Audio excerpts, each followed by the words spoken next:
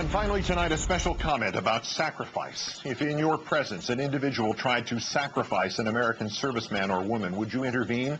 Would you at least protest? What if he had already sacrificed 3,003 of them? What if he had already sacrificed 3,003 of them and was then to announce his intention to sacrifice hundreds, maybe thousands more? This is where we stand tonight with the BBC report of President Bush's, quote, new Iraq strategy, unquote, and his impending speech to the nation, which it quotes a senior American official as saying will be about troop increases and sacrifice. The president has delayed, dawdled, deferred for the months since the release of the Iraq study group. He has seemingly heard out everybody and listened to none of them. If the BBC is right, and we can only pray it is not, he has settled on the only solution all the true experts agree cannot possibly work. More American personnel in Iraq, not as trainers for Iraqi troops, but as part of some flabby, ill-defined plan for sacrifice. Sacrifice. More American servicemen and women will have their lives risked. More American servicemen and women will have their lives ended.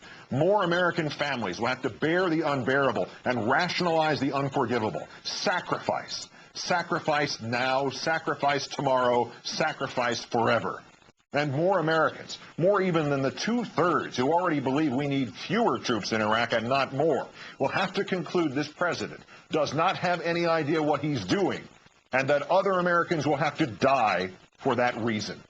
It must now be branded as propaganda, for even the president cannot truly feel that very many people still believe him to be competent in this area, let alone the decider. But from our impeccable reporter at the Pentagon, Jim Miklaszewski, tonight comes confirmation of something called Surge and Accelerate. As many as 20,000 additional troops for political purposes.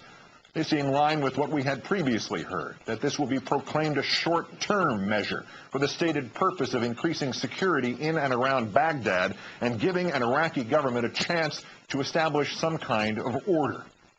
This is palpable nonsense, Mr. Bush.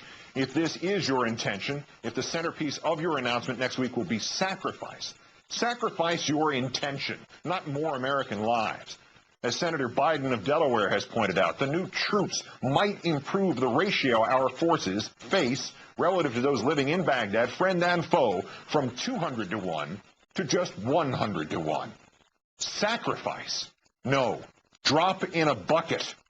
The additional men and women you have sentenced to go there, sir, will serve only as targets. They will not be there short-term, Mr. Bush. For many, it will mean a year or more in death's shadow. This is not temporary, Mr. Bush. For the Americans who will die because of you, it will be as permanent as it gets. The various rationales for what Mr. Bush will reportedly rechristen sacrifice constitute a very thin gruel indeed. The former Labor Secretary, Robert Reich, says Senator McCain told him that the surge would help the morale of the troops already in Iraq. If Mr. McCain truly said that and truly believes it, he has either forgotten completely his own experience in Vietnam, or he is unaware of the recent Military Times poll indicating only 38% of our active military want to see more troops sent to Iraq. All that, or Mr. McCain has departed from reality. Then there is the argument that to take any steps towards reducing troop numbers would show weakness to the enemy in Iraq or to the terrorists around the world. This simplistic logic ignores the inescapable fact that we have indeed already showed weakness to the enemy and to the terrorists. We have shown them that we will let our own people be killed for no good reason. We have now shown them that we will continue to do so. We have shown them our stupidity. Mr. Bush, your judgment about Iraq, and now about sacrifice, is at variance with your people's, to the point of delusion. Your most respected generals see no value in a surge. They could not possibly see it in this madness of sacrifice. The Iraq study group told you it would be a mistake. Perhaps dozens more have told you it would be a mistake. And you threw their wisdom back until you finally heard what you wanted to hear, like some child drawing straws and then saying, best 2 out of 3, best 3 out of 5, 100th one counts. Your citizens, the people for whom you work, have told you they do not want this, and moreover, they do not want you to do this. Yet once again, sir, you have ignored all of us. Mr. Bush, you do not own this country. To those Republicans who have not broken free from the slavery of partisanship, those bonded still to this president and to this administration, and now bonded to this sacrifice, proceed at your own peril. John McCain may still hear the applause of small crowds. He has somehow inured himself to the hypocrisy and the tragedy of a man who considers himself the ultimate realist, now courting the votes of those who support a government that tells visitors to the Grand Canyon that the Grand Canyon was created by the Great Flood, that Mr. McCain is selling himself off to the irrational right, parcel by parcel, like some great landowner facing bankruptcy. Seems to be obvious to everybody but himself, or maybe it is obvious to him and he no longer cares. But to the rest of you in the Republican Party, we need you to speak up right now in defense of your country's most precious assets, the lives of its citizens who are in harm's way. If you do not, you are not serving this nation's interests, nor your own, indeed. Last November should have told you this. The opening of the new Congress tomorrow and Thursday should tell you this again. Next time, those missing Republicans on Capitol Hill will be you. And to the Democrats now yoked to the helm of this sinking ship, you proceed at your own peril as well. President Bush may not be very good at reality, but he and Mr. Cheney and Mr. Rove are still gifted at letting American troops be killed and then turning their deaths to their own political advantage. The equation is simple. The country does not want more troops in Iraq. It wants fewer. Go and make it happen, or go and look for other work. Yet you Democrats must assume that even if you take the most obvious of courses now and you cut off funding for this war, Mr. Bush will ignore you for as long as possible, or will find the money elsewhere, or will spend the money meant to protect the troops and repurpose it to keep as many troops there as long as he can keep them there. Because that's what this is all about, is it not, Mr. Bush? That is what this sacrifice has been for, to continue this senseless war. You have dressed it up in the clothing first of a hunt for weapons of mass destruction, then of liberation, then of regional imperative, then of oil prices, and now in these new terms of sacrifice. It's like a damned game of color forms, isn't it, sir? This senseless, endless war.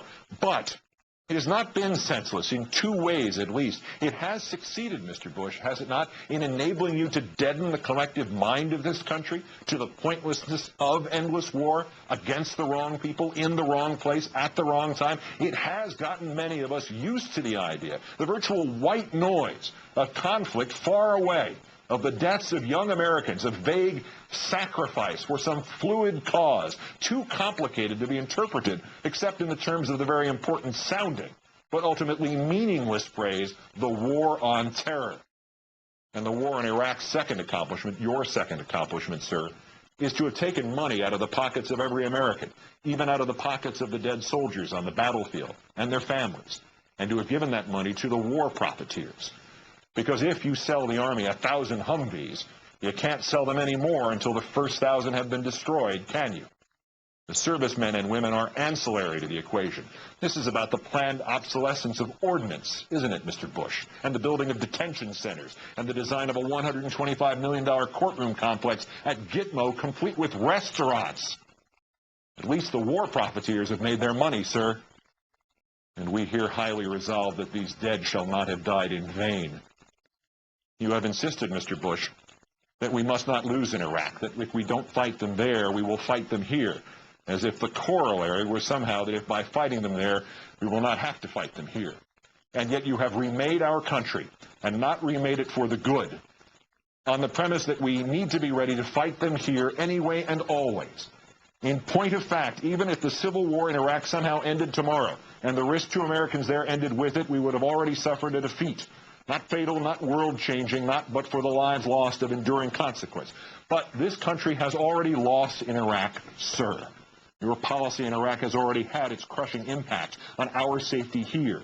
You have already fomented new terrorism and new terrorists. You have already stoked paranoia. You have already pitted Americans one against the other.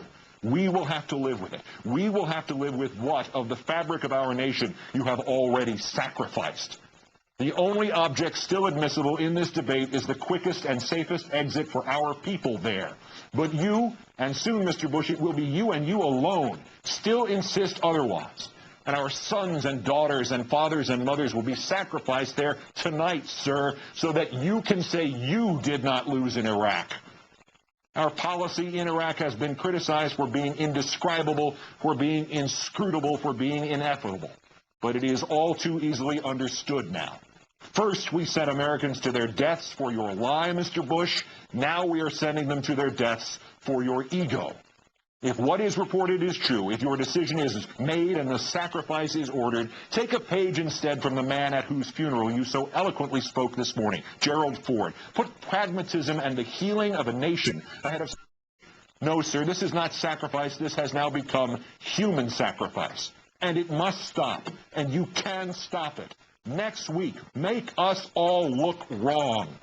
Our meaningless sacrifice in Iraq must stop, and you, sir, must stop it. From Washington, I'm Keith Olberman. Good night and good luck.